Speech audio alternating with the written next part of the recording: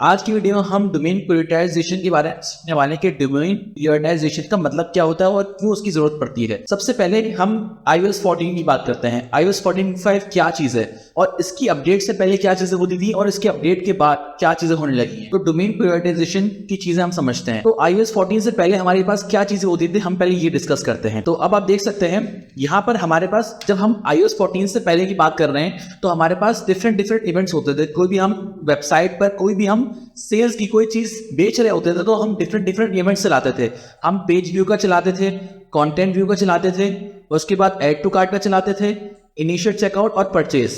अगर आपको इसके बारे में नहीं पता तो आपको पहले ये चीज सीखनी पड़ेगी कि फॉर एग्जांपल कोई हम वेबसाइट बना रहे हैं तो उसमें हम डिफरेंट कन्वर्जन इवेंट्स है। ये बेसिकली सारे इवेंट्स हैं। कोई भी फॉर एग्जांपल मैं कोई प्रोडक्ट बेच रहा हूँ अपनी वेबसाइट पर, तो जब कोई मेरी वेबसाइट पर आता है तो पेज व्यू का बटन क्रैक हो जाए, कंटेंट व्यू का हो जाए इवेंट, उसके बाद ऐड टू कार्ट का हो जाए, चेकआउट इनिशिएटेड परचेज का हो जाए। ये डिफरेंट हमने इवेंट्स अपने वेबसाइट पर सेटअप किए होते थे। बेसिकली ये फेसबुक पिक्सल के थ्रू सेटअप होते थे। तो iOS 14.5 से पहले क्या होता था, कोई बंदा पेज व्यू पर आता था तो वहां पर पता चल जाता था हमें। इसी तरह कंटेंट व्यू पर, इसी तरह ये सारे इवेंट्स पर जो बंदा आता था ना, हमें पता चल जाता था। लेकिन iOS 14.5 के बाद क्या हुआ, यहाँ पर हमारे पास डेटा आना बंद हो गया। क्यों? अब मैं आपको रीजन बताता हूँ। बेसिकली हुआ क्या कि iOS 14.5 की अपडेट के बाद जो एप्पल की यूजर्स हैं, उसमें क्या हुआ, एप्पल की कंपनी ने जो एप्पल की यूजर्स हैं उनको एक मशवरा दिया और उनको एक ये बात दी कि आप चाहते हो कि आपको कोई फेसबुक का एड्स ना दिखे तो आप उसको बंद कर सकते हो। तो बहुत सारे लोगों ने इसके हक में आंसर दिया और इसके हक में जवाब दिया। मतलब क्या हुआ, उन्होंने ये एग्री करा कि हमें फेसबुक के एड्स जो हम देखना चाहते हैं ना, हमें सिर्फ वो दिखे, उसके बाद ना दिखे। तो उससे क्या हुआ, जब कोई हमारा iOS 14 का बंदा, मींस कोई एप्पल वाला बंदा, कोई भी एप्पल यूजर जो हमारी वेबसाइट पर आता था ना, तो उसका जो भी चीजें थी, जो भी विजिट हमारी वेबसाइट पर हमें iOS 14 से पहले दिखता था, वो दिखना बंद हो गया, डेटा बंद हो गया आना। तो फेसबुक भी जाहिर सी बात है बड़ी कंपनी है। अब फेसबुक ने क्या किया, फेसबुक ने एक सॉल्यूशन निकाला। फेसबुक ने क्या कहा कि आप जो है ना, डोमेन वेरिफिकेशन के बाद डोमेन प्रायोरिटाइजेशन कर दो। मतलब आप मुझे ये बता दो कि आपको सबसे ज्यादा चीजें चाहिए क्या, सबसे हाईएस्ट प्रायोरिटी पर आपका कौन सा इवेंट होना चाहिए। मैं डायरेक्ट आपको वो डाटा निकाल कर दे दूंगा, चाहे आपकी वेबसाइट पर कोई डाटा आ रहा हो नहीं आ रहा हो, लेकिन आपको जो हाईएस्ट प्रायोरिटी का डाटा है ना, जो हाईएस्ट प्रायोरिटी का इवेंट है, मैं वो निकाल कर दे दूंगा। तो मुझे आपसे ये बता दो। तो अब फॉर एग्जांपल हमको एक प्रोडक्ट की बात करते हैं, कोई हमको एक प्रोडक्ट बेच रहे हैं किसी भी शॉपिफाई बेस पर।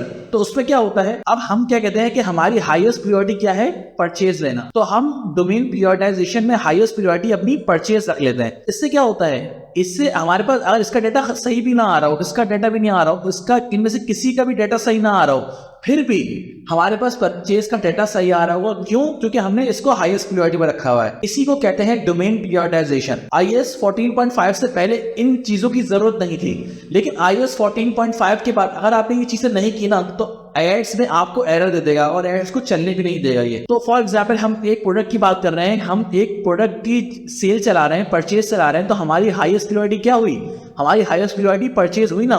तो इससे क्या होगा, हम फेसबुक को बोलेंगे कि हमें जो है ना परचेज, ज्यादा से ज्यादा परचेज ला कर दो, और हमें किसी से इतना मतलब नहीं है, हमें लेकिन ज्यादा से ज्यादा परचेज चाहिए।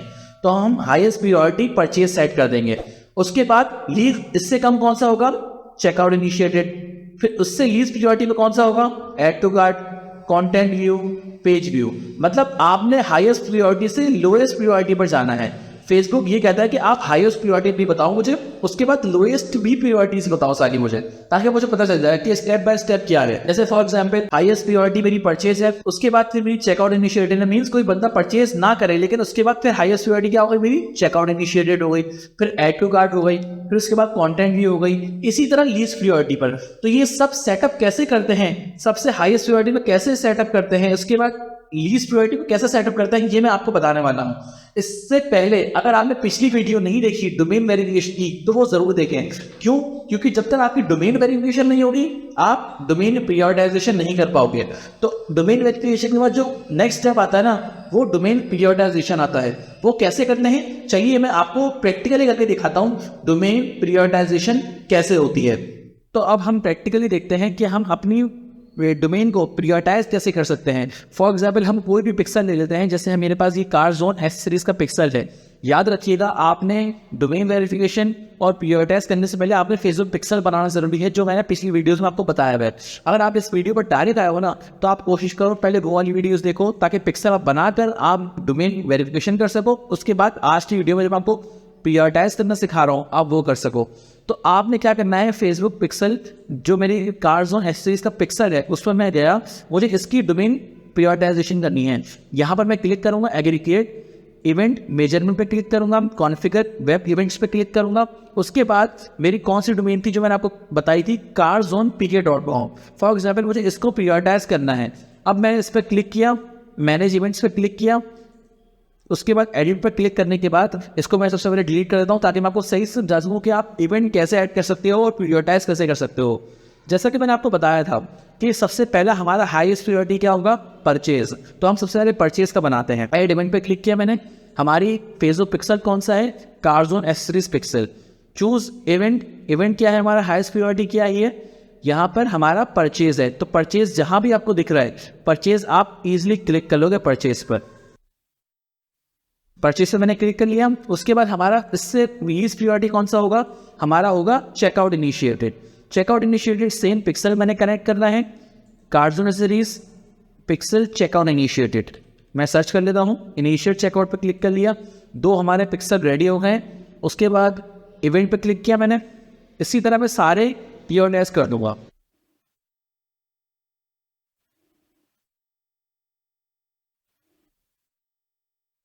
तो आप देख सकते हैं, मैंने जो आपको बताया था सारे मैंने इवेंट प्रियोरिटाइज कर दिए हैं। सबसे हाईएस्ट प्रायोरिटी का मेरा क्या है, परचेज। उसके बाद लीस्ट काउंट है, initiate checkout, add to cart, उसके बाद व्यू कंटेंट। अब मैं यहाँ पर एक और भी इवेंट्स ऐड कर सकता हूँ, जैसे इनिशिएट चेकआउट के बाद एक और भी इवेंट आता है, जैसे ऐड पेमेंट इन्फॉर्मेशन। तो मैं वो भी ऐड कर सकता हूँ, मेरे ऊपर है। आप देखो ना, सबसे पहले कोई कस्टमर जर्नी से देखो, कोई कस्टमर आपकी वेबसाइट पर आया, उसने व्यू कंटेंट किया, ऐड टू कार्ट किया, इनिशिएट चेकआउट किया। इनिशिएट चेकआउट करने के बाद वो कहाँ पर गया, ऐड पेमेंट इन्फॉर्मेशन पे। उसके बाद परचेज किया। तो मतलब परचेज से पहले मेरे पास एक और इवेंट है, जो कि मैंने क्या करना है, मैंने यहाँ रखना है ऐड पेमेंट इन्फॉर्मेशन पे। तो मैं जल्दी से क्लिक कर लेता हूँ, जल्दी से यहाँ पर सिलेक्ट कर लेता हूँ ऐड पेमेंट इन्फॉर्मेशन। ये ऐड पेमेंट इन्फॉर्मेशन आ गया। तो मैंने आपको आज की वीडियो में क्या करके दिखाया, आज की वीडियो में मैंने आपको यही करके दिखाया कि हम इवेंट्स को कैसे प्रियोरिटाइज करते हैं। iOS 14 के बाद इस चीज़ को करना बहुत ज़रूरी है, इसको प्रियोरिटाइज करना बहुत ज़रूरी है। सबसे ऊपर हमारी परचेज है, क्योंकि हम परचेज कर रहे हैं, कुछ ना कुछ दे रहे हैं, कुछ ना कुछ सेल कर रहे हैं। हमारी प्रोडक्ट वेबसाइट है, तो कुछ ना कुछ हम सेल कर रहे हैं। परचेज, फिर add payment information, initiate checkout, add to cart and view content. इसी तरह आपने प्रियोरिटाइज करना है अपने, जब भी आप शॉपिफाई पर कोई प्रोडक्ट की रन कर रहे हो। अगर आपने इसने प्रियोरिटाइजेशन में गलती कर दी ना दोस्त, तो आपको मैं बता रहा हूँ, आप अच्छे रिजल्ट नहीं ले पाओगे। क्यों? क्योंकि ये प्रियोरिटाइज करना बहुत ज़रूरी है। iOS 14 के बाद ये बहुत इंपॉर्टेंट हिस्सा बन चुका है फेसबुक एड्स का।